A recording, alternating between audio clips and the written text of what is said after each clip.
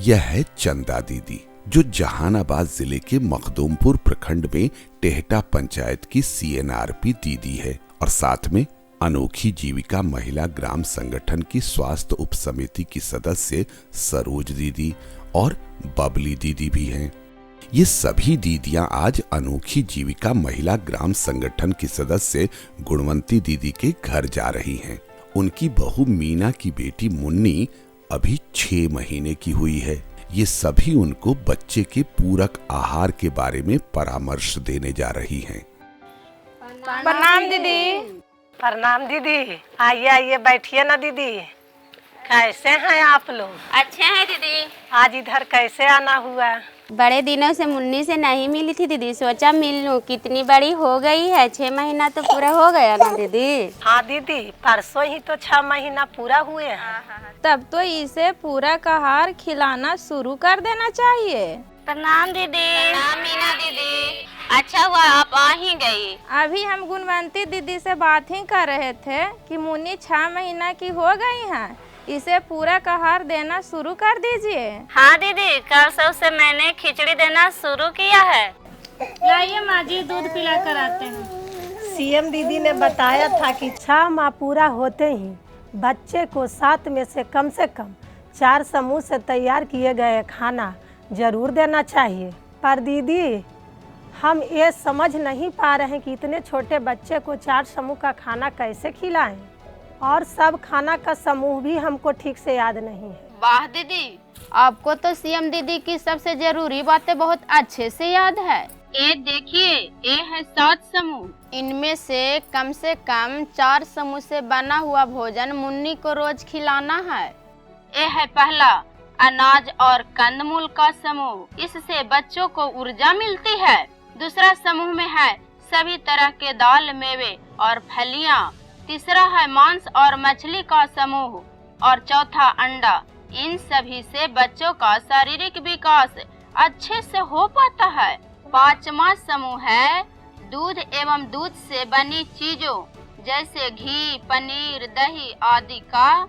इनसे बच्चे के शरीर को मजबूती और दिन भर के लिए अधिक ऊर्जा मिलती है। 6ठा समूह है हरे पत्तेदार साग, सब्जियों और लाल या पीले फल और सब्जियों जैसे गाजर, कोहरा, पपीता आदि। एवं 7वां समूह है अन्य मौसमी फल एवं सब्जियों का। इन सब से बच्चे में खून की कमी नहीं होती, साथ ही से बीमारियों से लड़ने की ताकत भी मिलती है। ये आप रखिए, इससे आपको खाद्य समूह को याद रखने में आसानी होगी। पर दीदी, इनमें से रोज 4 समूह का खाना कैसे खिला पाएंगे? क्या मुन्नी खा पाएगी? बहुत ही आसान है। आप चावल, दाल, कोई भी हरी सब्जी जैसे मटर या बीन्स या गाजर मिलाकर खिचड़ी भी बना सकते हैं और खिलाने से पहले ऊपर से 1 चम्मच घी मिला दें। बताइए कितने समूह हुए? चावल 1, दाल 2, सब्जी 3, घी 4। इस तरह 4 के 4 समूह हो गए। आप बताइए मुकेश भैया, क्या इनमें से कोई ऐसे चीज हैं जो घर में नहीं है? ये सब तो घर में रहता ही है दीदी। यही सब से तो रोज सबके लिए खाना बनता है। ये तो और आसानी से मुन्नी के लिए बन सकता है। या फिर सूजी में गुड़, मूंगफली और दूध मिलाकर मीठा हलवा भी बना सकते हैं। अरे दीदी, आपने तो हमारी बड़ी परेशानी दूर कर दी। अब रोज हम मुन्नी को 4 समूहों का खाना जरूर खिलाएंगे।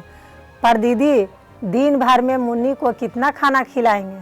अभी से मुन्नी के 8 महीना होने तक पाव भर की कटोरी से आधी कटोरी दिन भर में 2 बार खिलाएं और 9 से 11 महीना तक पाव भर की कटोरी से आधी कटोरी दिन भर में कम से कम 3 बार जरूर खिलाएं। और इसके बाद 2 साल तक पूरी कटोरी दिन भर में कम से कम 3 बार जरूर खिलाएं। दीदी, साथ में कम से कम 2 साल तक स्तनपान भी करवाते रहना जरूरी है। जी दीदी, सीएम दीदी ने भी बताया था कि मुन्नी को पूरा आहार देने के साथ साथ 2 साल कम से कम स्तनपान भी करवाना है। अब तो आप लोग मुन्नी को पूरा आहार खिलाएंगे ना दीदी? जी दीदी, हम मुन्नी को रोज कम से कम पाव भर कटोरी से आधी कटोरी दिन भर में 2 बार जरूर खिलाएंगे। और कम से कम 4 समूहों से बना हुआ खाना जरूर खिलाएंगे दीदी।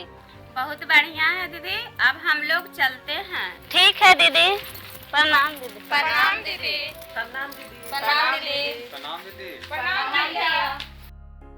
अभी आप लोगों ने देखा कि किस प्रकार सीएनआरपी और स्वास्थ्य उप समिति की दीदियों ने मीना दीदी और उनके परिवार को परामर्श कौशल अर्थात 6 ना के सभी चरणों का इस्तेमाल करके बच्चे को 6 माह पूरा होते ही पूरक आहार खिलाने की सलाह दी और इन व्यवहारों को अपनाने के लिए परिवार को सहमत भी किया। 6 ना यानी 6 बातें जो गृह भ्रमण के दौरान जरूर करना है। पहला ना, अभिवादन करना, जैसा कि उन्होंने पहले सभी को प्रणाम किया। दूसरा ना, पूछना, फिर मुन्नी का हालचाल और उसके खान पान के बारे में पूछा। तीसरा ना, बताना, उन्होंने पूरक आहार और खाद्य समूह के बारे में बताया। चौथा ना, मदद करना, जब गुणवंती दीदी ने कहा कि खाद्य समूह याद नहीं है तो खाद्य समूहों को समझाया और खाद्य समूह की एक रसीद भी दी जिससे उन्हें याद रखने में आसानी हो। 5वां ना, विस्तार से समझाना, उन्होंने पूरक आहार और खाद्य समूह के फायदे के बारे में विस्तार से बताया। और 6ठा ना, मुख्य संदेशों को दोहराना, जैसे अंत में उन्होंने घर के सदस्यों को ही मुख्य बातों को दोहराने को बोला। इस तरह भ्रमण के दौरान इन सभी 6 ना का ध्यान रखना जरूरी है। धन्यवाद।